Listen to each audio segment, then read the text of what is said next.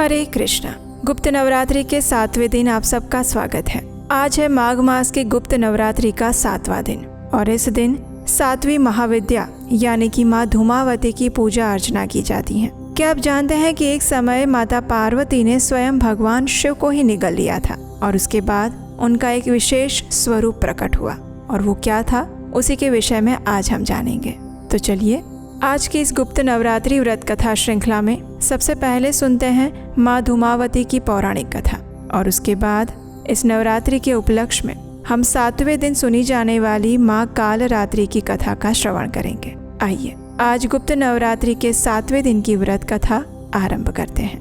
प्रणतोषणी तंत्र के अनुसार एक समय माता पार्वती भगवान शिव के साथ कैलाश पर्वत पर विराजमान थी। उस समय माता को लीलावश अत्यंत भूख लगी और उन्होंने भोजन की मांग की।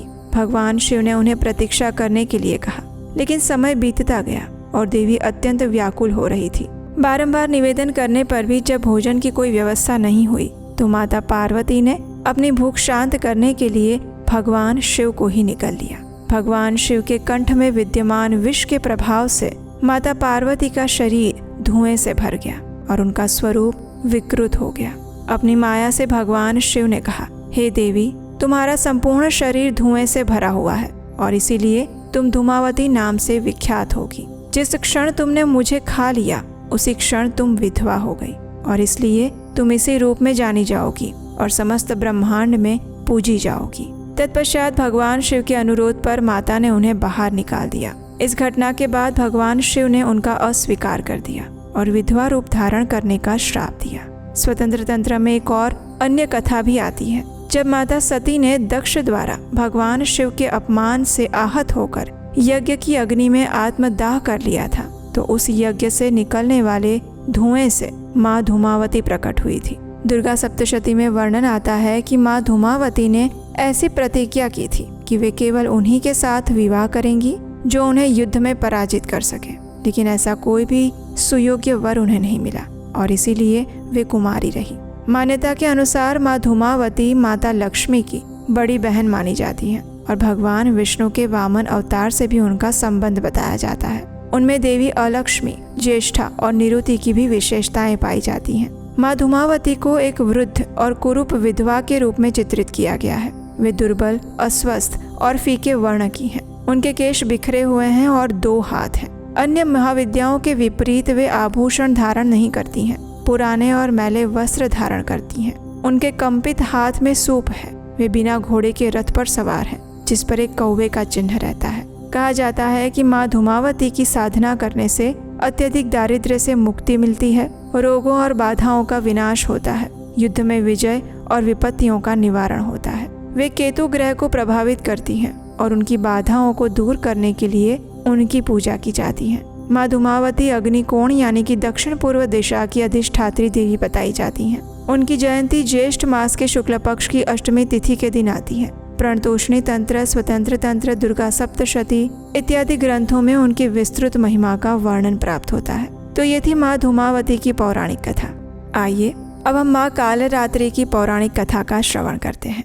इस कथा के अनुसार शुंभ, निशुंभ और रक्त बीज नामक दैत्यों ने अपना अत्याचार तीनों लोकों में फैला दिया था। रक्त बीज अत्यंत शक्तिशाली था और उसका बल उसके रक्त में था, क्योंकि जब रणभूमि में कोई भी योद्धा उस पर अस्त्र या शस्त्र से प्रहार करके उसे घायल करने का प्रयास करता और उसके शरीर के अंगों से लहू की बूंद भूमि पर गिरती तो उस रक्त की बूंद से उसके जैसे अनेक क्रूर दैत्य हाथ में शस्त्र लिए खड़े हो जाते थे। जहाँ जहाँ भी उसके रक्त की बूंदें गिरेंगी वहाँ उसके जैसा शक्तिशाली राक्षस उत्पन्न हो जाएगा, ऐसा उसे वरदान मिला हुआ था। अगर कोई उसे मारने का प्रयास भी करता तो उसके जैसे अनेक राक्षस उत्पन्न हो जाते और इस प्रकार कोई भी उसे मार नहीं सका था। यहाँ तक कि सभी देवता भी उससे पराजित हो गए थे। इसलिए उसने तीनों लोकों में विजय प्राप्त की और देवताओं पर अत्याचार करना आरंभ कर दिया। अब सभी देवता दुखी होकर माता पार्वती के पास आए और अपनी व्यथा कह सुनाई।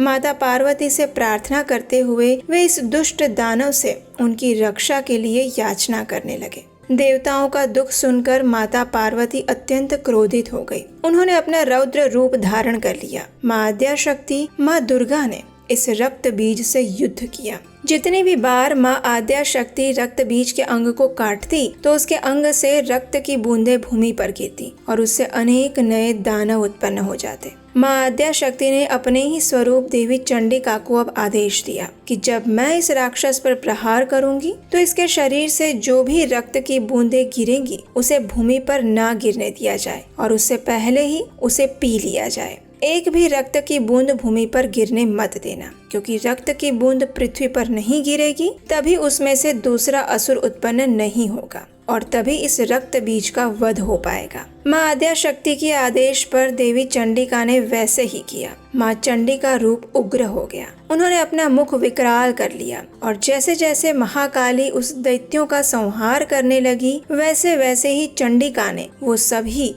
जो रक्त की बूंदें गिर रही थी उनको पीना शुरू कर दिया। माँ चंडिका ने कई राक्षसों को निगल दिया था और रक्त बीज के लहू की एक बूंद भी धरती पर गिरने से पहले ही देवी चंडिका ने पी ली थी। इस प्रकार अंत में माँ आद्या शक्ति ने अपने इस रूप से रक्त बीज का नाश किया और देवताओं की रक्षा की। उसी तरह आज भी माँ काली अपने भक्तों के जीवन में आने वाली कठिनाइयों को दूर कर उनकी रक्षा करती है, जीवन में सुख समृद्धि प्रदान करती है। महाकाली का नाम लेने मात्र से बुरी शक्तियाँ भयभीत होकर भाग जाती हैं। माँ कालरात्रि की पूजा विधि विधान से करनी चाहिए। इस पूजा को सुबह जल्दी करने की सलाह दी जाती है, इसलिए इस दिन सुबह ब्रह्म मुहूर्त में उठकर स्नान करके स्वच्छ हो जाएं। फिर गंगा जल अथवा गौमूत्र से घर और पूजा घर को शुद्ध करें। लाल वस्त्र पहनकर कलश की संपूर्ण विधि के साथ अक्षत, सिंदूर, पुष्प से पूजा करें। माँ का आवाहन करें, उनकी पूजा करें, उनके समक्ष दीपक जलाएं, पुष्प, सिंदूर, अक्षत आदि से विधि पूर्वक पूजा करें और पूजा करते समय इस मंत्र का जाप करें।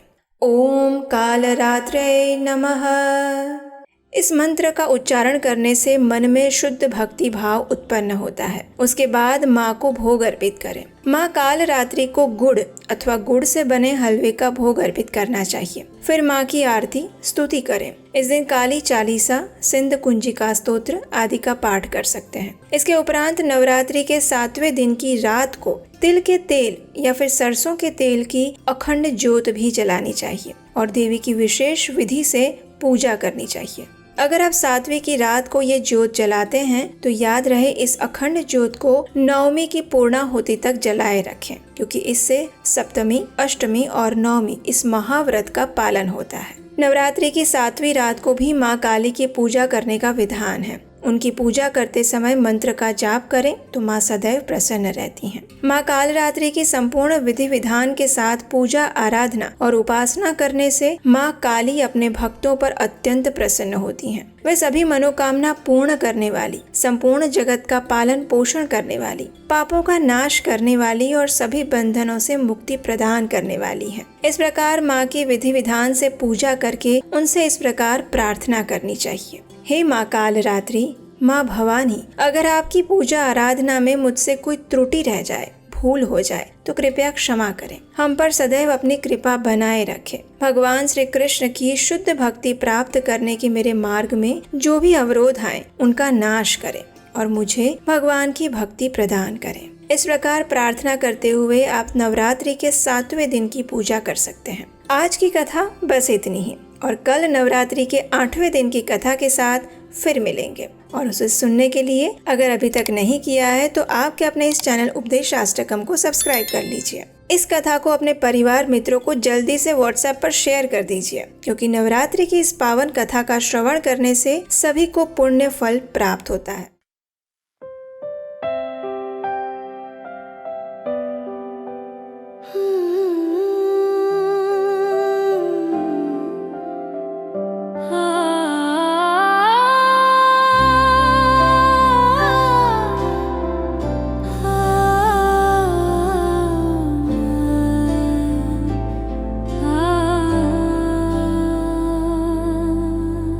कालरात्रि जय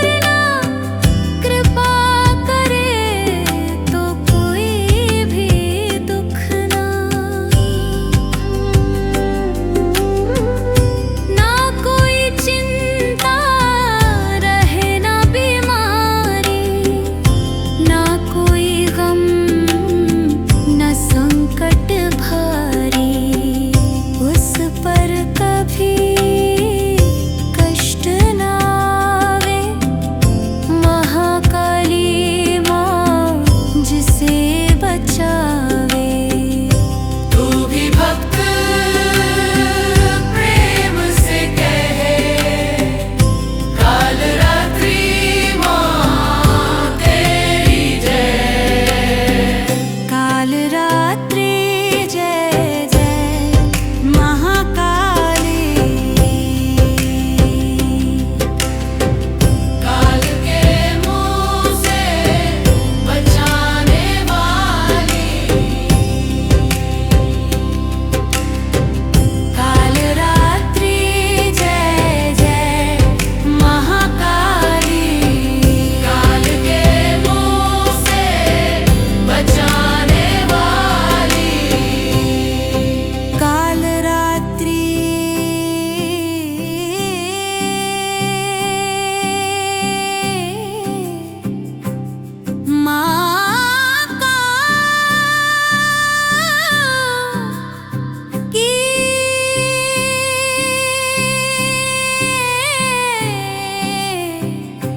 रक्षक माँ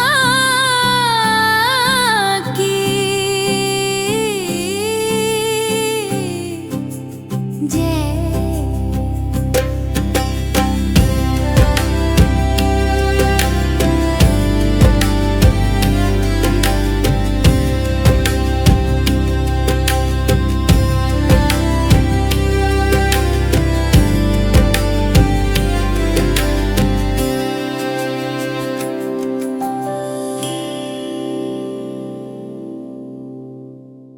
और हमारे द्वारा अगर आपको ये वैदिक प्रमाणभूत ज्ञान का प्रचार प्रसार अच्छा लग रहा है तो आप हमारे लिए प्रार्थना कर सकते हैं और हमें आशीर्वाद प्रदान कर सकते हैं कि हम इस प्रयास को निरंतर जारी रख सकें। हरे कृष्ण।